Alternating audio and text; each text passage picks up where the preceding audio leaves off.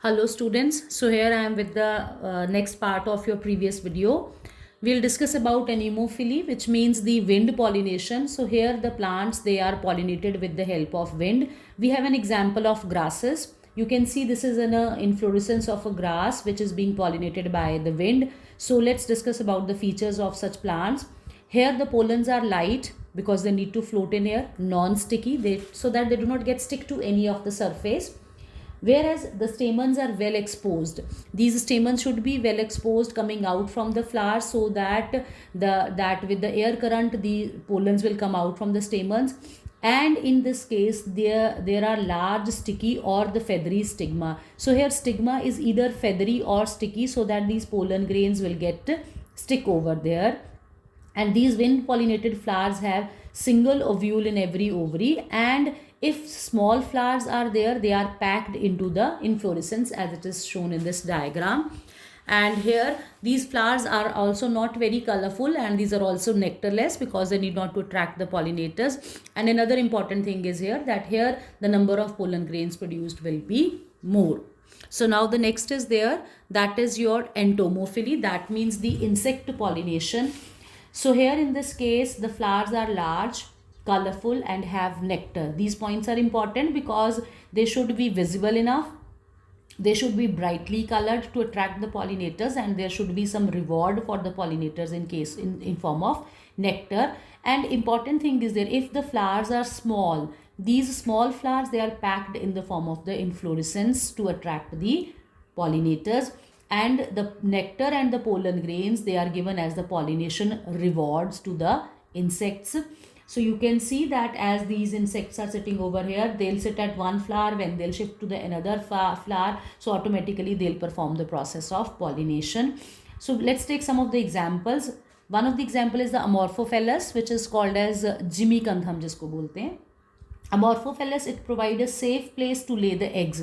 So here you can see that the insect is finding a place to lay its egg, and in return to that the insect is doing the pollination of the flower. And a similar relationship is also found in a moth and a yucca plant, where the moth find a suitable surface to lay their eggs and the yucca plant gets pollinated.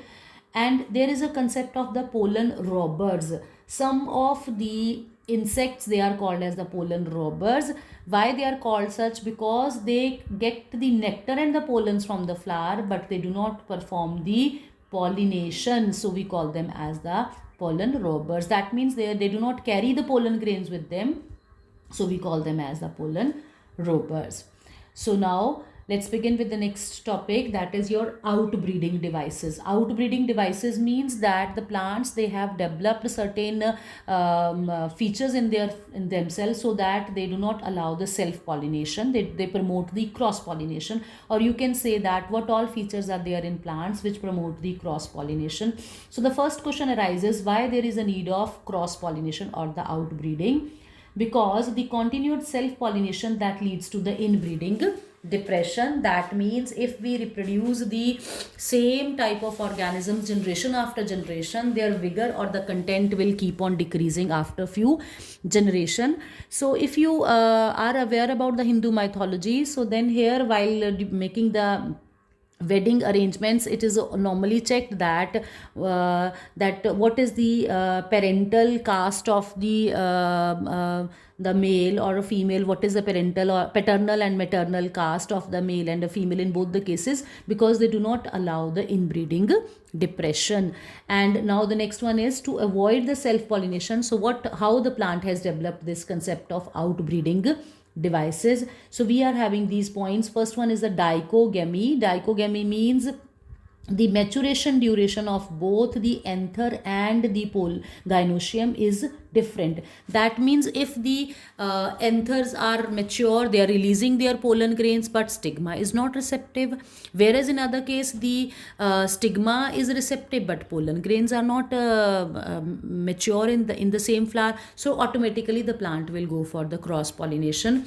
So under this condition, we are having two conditions, that is protoandry and the protogyny. Proto means first, andry means when the androecium will get mature first, and the protogyny when the gynoecium will get mature first. So that is called as the dichogamy. Second is the unisexual. So in this case, if the flower is unisexual only, then automatically they need to go for the cross pollination.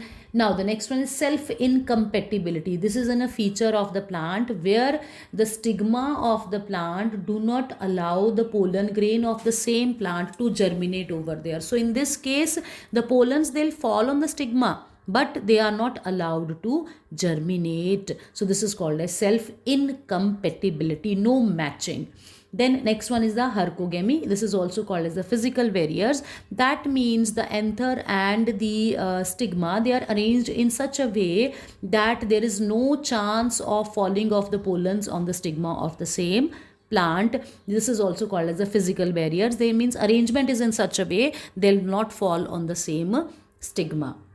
Now the next one is pollen pistil interaction. So pollen pistil interaction, this is the ability to distinguish between the right type and the wrong type of the pollen grain. This is called as the pollen pistil interaction, because in nature we find that so many pollen grains are there.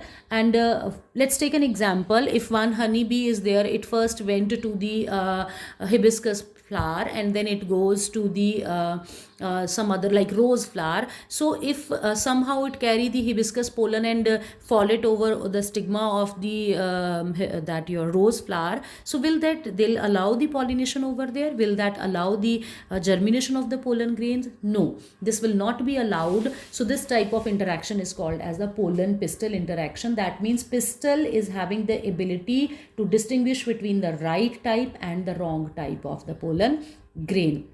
And the important thing is how this concept is being checked, how plants are checking this. So this dialogue is mediated by the proteins of the pollen and the pistil. So in that case, the proteins present on the pollen grains as well as on the pistil, they'll check whether they both are compatible or not.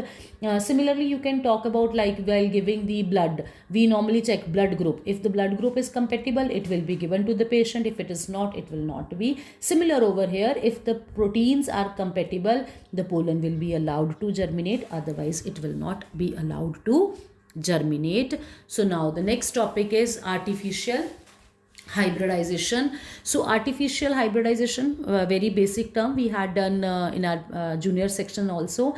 In this case, this technique is being used for the crop improvement program, where we dust the desired pollen grain on the stigma of a selected plant. And then if you have read about the green revolution, in that case also the Indian the Indian varieties of wheat, they were crossed with the Mexican wheat, and as a result of that we have enhanced our productivity in during the green revolution. So in that case, what all we need to do, that there are three basic steps for that, that is emasculation, artificial hybridization and bagging. So what all these steps are? So emasculation is the removal of anther in the bud condition.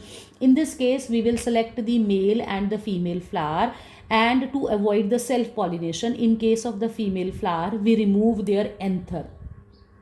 And these anthers are removed in the bud condition of the flower. Why in the bud condition? Because at that time the anther are not mature. There is no chance of release of their pollen grain. So this process is called as the emasculation.